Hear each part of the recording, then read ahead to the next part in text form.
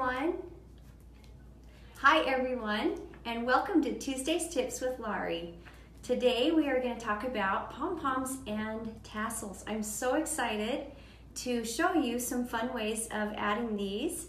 So stay tuned while I show these to you, but I'd like to mention that we are going to pick some winners today. So if you would like to win one of these fun little tassel kits, so it comes with tassel or pom-pom, has both on there, and there's a yard of each. So that's 2 yards total. So there we've got it in black, it comes in red, and it comes in white. And I'm going to demonstrate with the white today. So the white also has the pom-pom and the tassel. Super fun. So I'm going to show you what we've been using these fun things and what projects we're using them on. So in order to win, we're going to pick 3 winners. But in order to win, what you need to do is comment on this post of an idea that you might have of something you could use this on. Tell us what projects or Kimberbell projects you have that you would like to add some tassel or some pom-pom trim to. I know there's a lot of fun ideas out there, so please share with us what you would use those on. So to start with, I'm just going to show you, this was one that we did last week. I don't know if you remember, we added the twine and we added these ribbons to the side of it, and there was a tip on how you can add the twine, and it loops all the way through, so it's a continual loop and it won't slide off of your dowel sticks. So we've already top stitched this one. So now if you already have one that's done like that, I'm going to show you exactly how you can add the trim. So what I've done is I lay it down with the back side up, and I take this tassel trim and I lay it right here, and I just tuck the very end under right there on the end, and then I pull it nice and snug, and then I just take some pins, depending on if you're sewing it from the top or the back. I like to have my pins so they come off so they're easier to grab. So I just pin it down like that, and then when I get to that pin, I can just easily pull that pin out. And what I want to show you is then when you get to this tip, you'll kind of treat it just like you would a mitered binding. I fold it back on the point, and then I hold that down and I make the corner, and then it just overlaps just that little bit right there, and then I pin it right on that very corner, and that's where I stick my pin through so that that stays. Just like that. I'm going to pick this up a little bit. So that stays, and then I come up here to the very end, and I use my scissors, and I'm going to nip it just a hair past, right there. And then I'm going to tuck that end under so that it doesn't fray. And it's just like that. And then I'm going to pin that as well. Then I run it back to the sewing machine, and I just top stitch it right on that line. Well, we've had a great question from a viewer. We appreciate the questions, and I wanted to answer Brenda's question. She said, what could we take this and actually, when we're making the pennant in the hoop, can we attach this at that point? Yes, you can. Do be aware that you don't want your presser foot to catch on this pom-pom trim. So if this were still in the hoop, you would lay your pom-pom trim the opposite direction, and then when you fold your piece of fabric over, it will cover this. But before you lay your fabric over the top of this, I would highly recommend that you tape it really well so this doesn't move.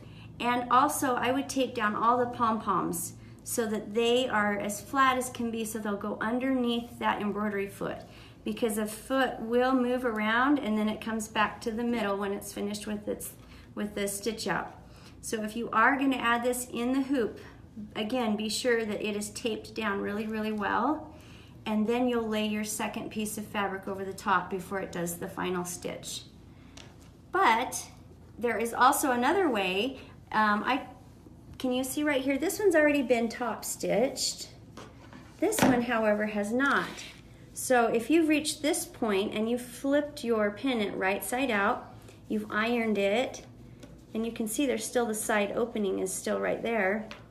If you want at this point, and this time I'm going to show you with the pom-pom trim, do the same thing. You flip it over, and then you will pin your pom-pom trim down, and there again, what I like to do is cut off the pom-pom at the very end so I have a little bit of a tail, and then I'm going to tuck that tail under, and then when I pin it on, that tail will keep it from fraying. It's already not a raw edge is showing right there. So then I'll pin it there, I'll pin it here again, and I'm going to show you how you flip that again.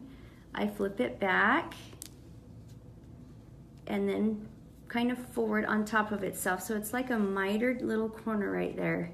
It's mitered right there at that point, and then that is where I would put another pin, and then again at the very end here I would cut this so it's a little bit longer, and then I'm going to take and tuck that piece back underneath because we don't want the raw edge showing, and then I would have that pinned on, and then when you take that to your machine, you simply do your top stitch, and it just gets sewn in when you make your top stitch.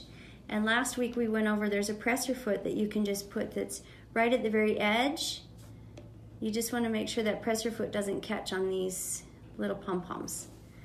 But that's a simple way. You just can top stitch right there, all in one step. It's also sewn right in, and you don't have to take that extra step to sew it in afterwards. So right here I have one that's actually done that exact way. You can see we stitched just the top stitch, and as we stitched the top stitch, we stitched that on. We already had that pinned onto the back. And you can either use white thread. We used white thread on the top and on the bobbin. You can see, and I wanted you to be able to see how well that just stitches right down if you have that pinned already down before you start. And there you go.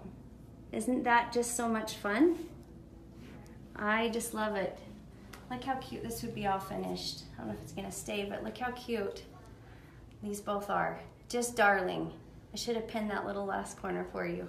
But you can see and get the idea of how much fun, and it just kind of spices up those pennants. And what a fun idea to have 2 or 3 of the pennants with your tassel or your fringe on either end with your wording in the middle. If you wanted to say Happy 4th of July in the middle here, you could do that, and then decorate the 2 outsides with pom-pom trim. You could make all of them have the pom-pom or the tassel trim. Lots of fun.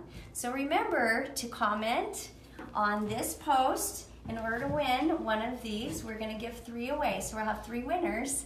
So enjoy and tell us what you would like, what other projects and ideas you have that you can put this pom-pom trim on. We'd love to hear from you. And hello out there to everybody that's already listening. Appreciate your tuning in today. See you next week. Bye-bye.